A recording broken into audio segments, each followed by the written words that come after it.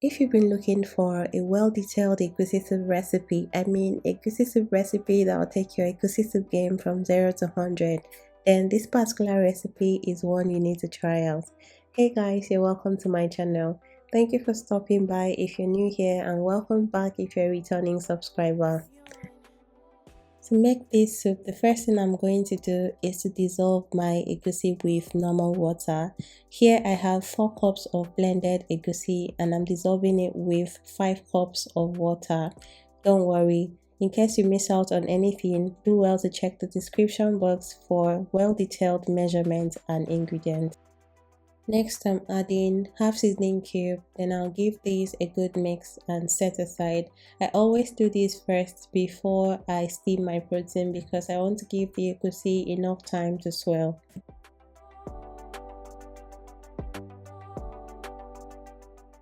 Next, I'm going to steam my protein. For protein, I'm using goat meat, cow leg, cow tail, kpomo, stockfish, and dried kpanla fish.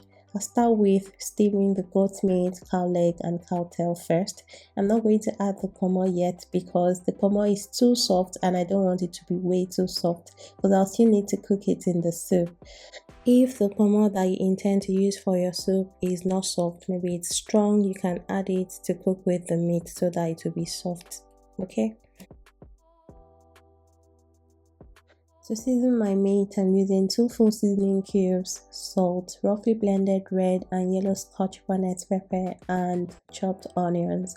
I'm going to give that a good mix and cover it to steam so that my protein can cook in its own juice for about 5 to 6 minutes.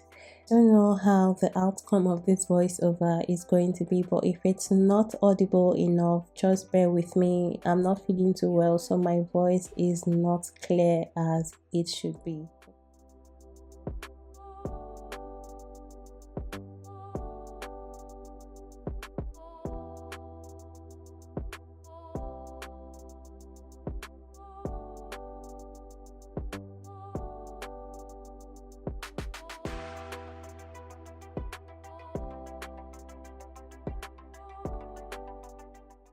Six minutes later, you can see that the protein has released its own juice. So now I'm just going to add water that will be enough to cook the meat till it's tender. Then I'll cover that to cook till the meat is tender.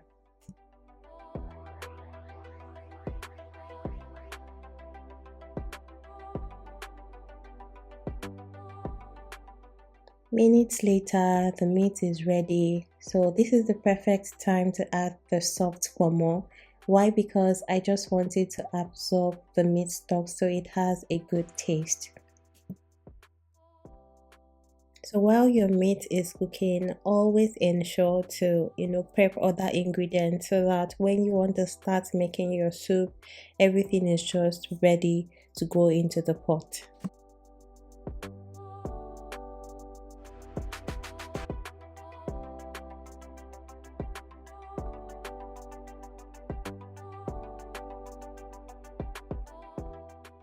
Five minutes later, the protein is ready. I'm just going to set that aside and proceed to cook the soup.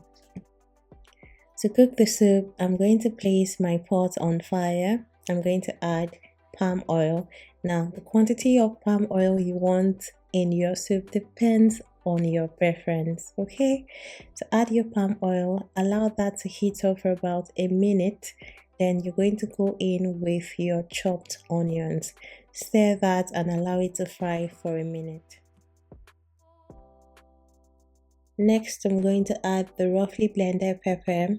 These I'm using the red and yellow scotch bonnet pepper. After adding that, I'll stir that and allow it to fry for about 30 seconds. Then I'll pour in the egusi that I dissolved earlier.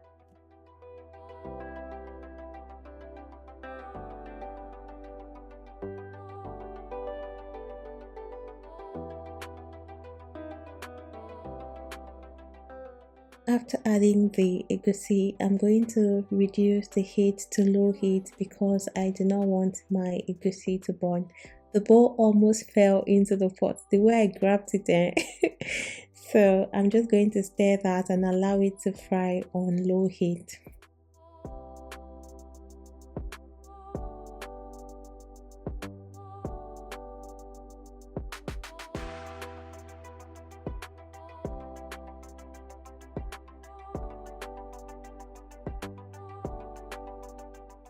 While it is frying on low heat, you can see that it has started forming lumps. I'll keep doing that from time to time till it looks like this. This should take about 7 to 8 minutes depending. Okay, so once the egusi is like this, it is time for you to add your protein. In this case, I'm going to start with adding the stockfish. Don't worry, I'm going to show you that as we proceed. For stockfish, I'm going to be using the head. I only use the head for flavoring, so I just needed to add that flavor to my soup.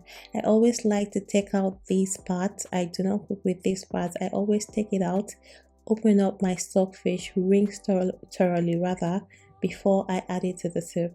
So after rinsing, I'm going to add that to the egusi and stir.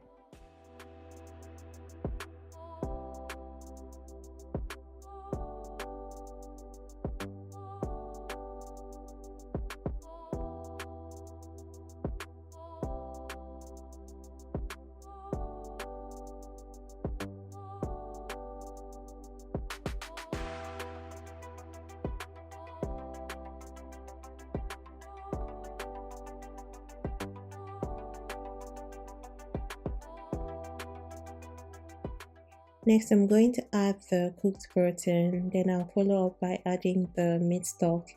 After adding the meat stock, if you realize that it's not enough, please do well to adjust your soup with water.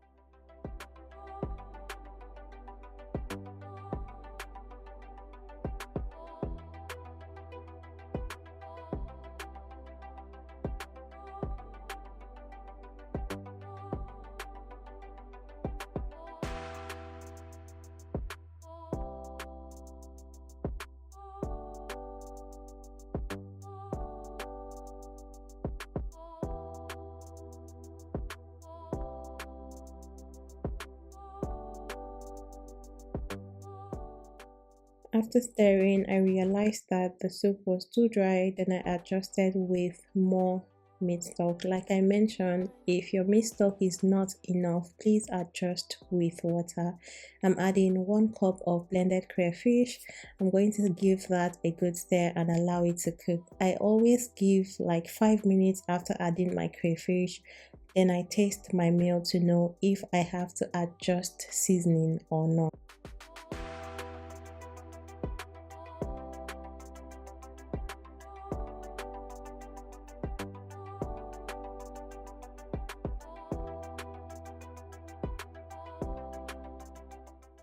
Five minutes after adding crayfish to the soup, I'm going to test the soup to know if I have to adjust seasoning, but it was just perfect. So I'm going to add the dried kpanla fish, well washed dried kpanla fish to the soup, give that a good stir and cover the soup to cook for about 15 to 20 minutes. That's enough time for your egusi soup to be ready.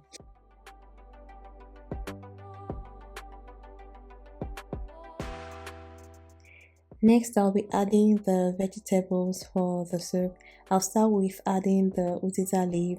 I'll allow that to cook for 3 minutes so it can release its flavor into the soup. After adding the uziza leaf, the next vegetable I'll be adding will be ugu leaf. I'll add that and allow it to cook for 3 minutes.